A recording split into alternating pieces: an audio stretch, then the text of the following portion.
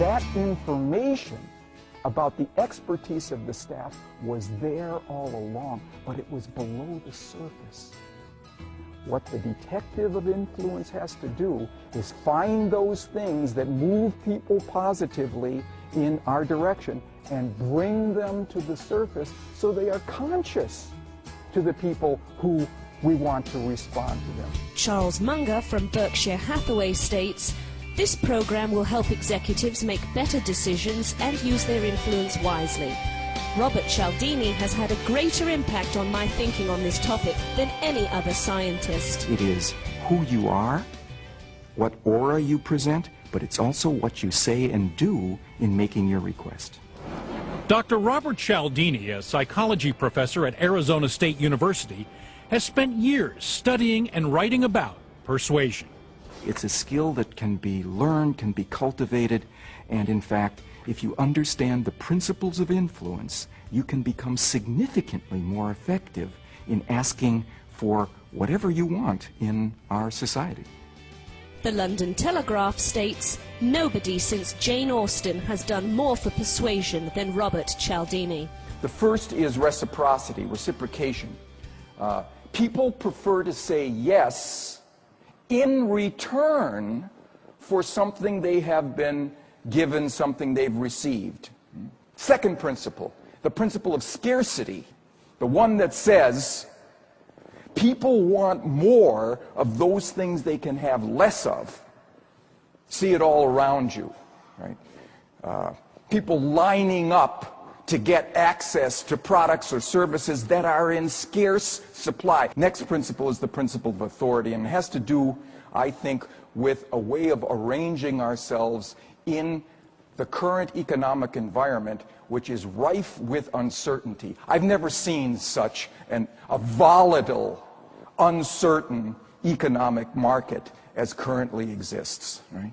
Next principle for us to consider is the principle of consistency, the one that says people want to be consistent with what they have already said or done. So what I'm going to ask you to do before you ever deliver a recommendation, get people to speak and to write down, because people live up to what they write down. Have them speak to you and write down their priorities, their values, and their goals. Next principle is consensus, one that says people want to follow the lead of similar others. One way they can decide what they should do, again, under conditions of uncertainty, like the conditions that exist right now, that you're confronted with, where you've got people who are freezing. They're sitting on the fence. They will not move because they don't know what to do. One way to reduce that uncertainty is to give them evidence of what a lot of people just like them are doing or have been doing in this situation. Finally is liking. No surprise that people want to say yes to those they know and like. Right? That's easy. What's not so easy is how do we comport ourselves to produce that rapport optimally with people that we want to deal with. With everyone's permission, we showed the tapes to Professor Robert Cialdini, a social psychologist at Arizona State University. He studies the science of selling, and we wanted his insights into what makes them so persuasive. What I noticed about all three of the people that we dealt with, they were people persons. They liked interacting with people. Cialdini noticed that all three also asked their customers many personal questions, a key tool, he says, to accomplishing two purposes. In the bargain of asking those questions, not only does he get information that he can use later on, but he is perceived as somebody who's genuinely interested in me. Do you normally travel by yourself, or do you have yes, with you? and my daughter. I have a 9-year-old daughter still at home. Now, he's found out, for example, that this particular customer has a 9-year-old daughter. You'll see later on, he's going to raise that point. You know, your daughter probably has friends that you might want to put in the back seat here. Sure. And they can sit comfortably. Sure. Tom Peters states, Robert Cialdini is the most brilliant student of influence and negotiation I have encountered. If everything were on the line in a negotiation, I can't think of anyone I'd rather have advising me. Who would you say is the most successful financial investor of our time? Warren Buffett. Everybody says Warren Buffett. Well, I agree. And I've been getting the Berkshire Hathaway, Warren Buffett's company, Berkshire Hathaway, stockholder report for the last 7 years. Anybody know, by the way, what a single share of Berkshire Hathaway stock is going for on the new? Yes. $104,000 a share. There's never been anything like it. There's never been anything like it in the history, right, of this country. And all that they are, Berkshire Hathaway, it's a holding company.